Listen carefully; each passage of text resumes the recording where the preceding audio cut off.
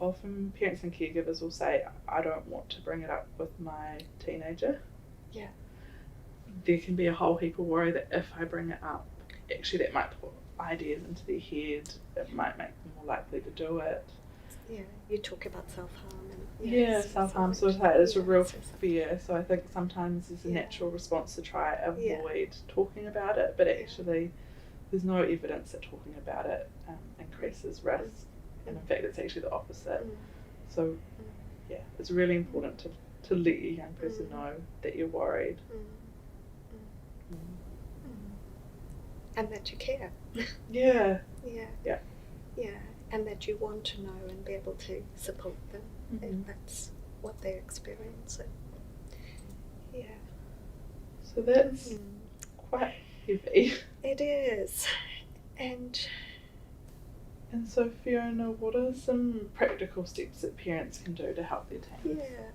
I guess one of the first things is making sure those basics are reset. So making sure that there are some healthy routines going on in terms of sleep times and meal times and getting out and having some exercise and staying involved with activities that are of interest, and managing device times if that feels that it's getting out of hand. How do we help our young person manage that more ably? So sometimes it might mean, often we try and work collaboratively with an adolescent and try and express that, the concerns that we have. But sometimes it might mean that we've got to set some limits as well. And I was just thinking about how parenting has two sides to it all the time, two sides to the coin, isn't there? There's the side that's the care and the nurturing and that, which is what we want to do most of the time. But the other side of it is that being able to take charge when we need to, and be able to have some boundaries and help our young people learn to navigate those. So it's knowing when we need to jump into that side as well. And I think when things are going okay and are settled, often we don't have to do a whole heap of thinking about that. And actually, like you said, it's that time we have to take a bit more control and that cecil step in a bit more. And that can be hard to do, but that's a really important part of parenting too. Holding those limits.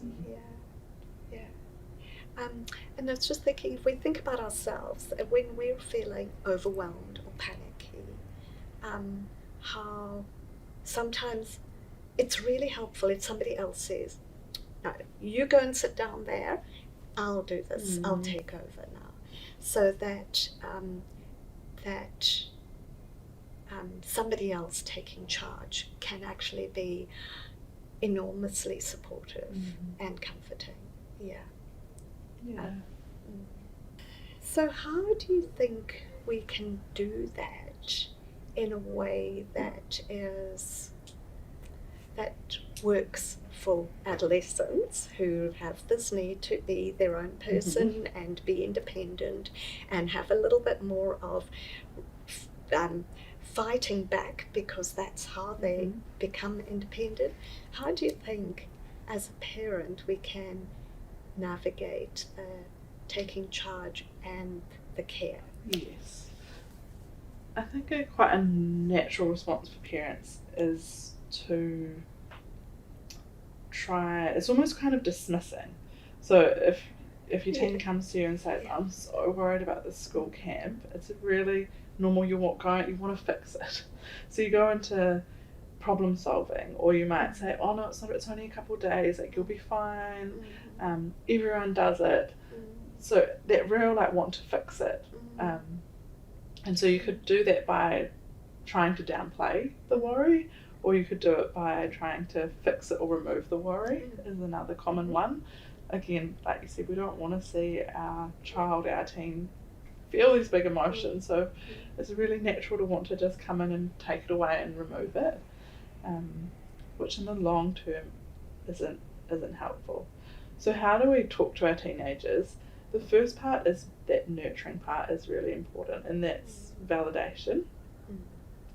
So it's just noticing.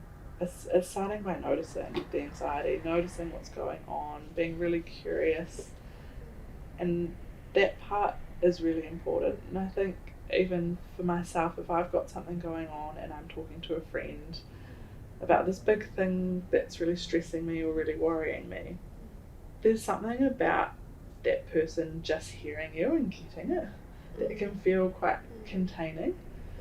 So if even the step before that, what's yeah, happening? just being curious and paying attention. There's something a little bit different, or just noticing, absolutely, and then the curiosity,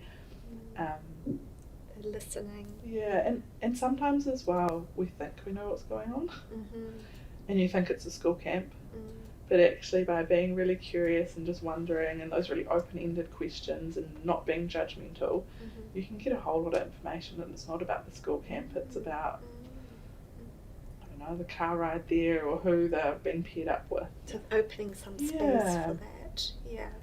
And with adolescents, it's often while you're doing something else, because it feels too intense sometimes if you do that. So while you're doing washing the dishes together or tidying up or whatever, or driving in the car is a really good one. Driving in the car is quite a nice one, and you're not having to look at each other. So those times are gold, really, aren't they? To give them space, presence, and interest without intensity.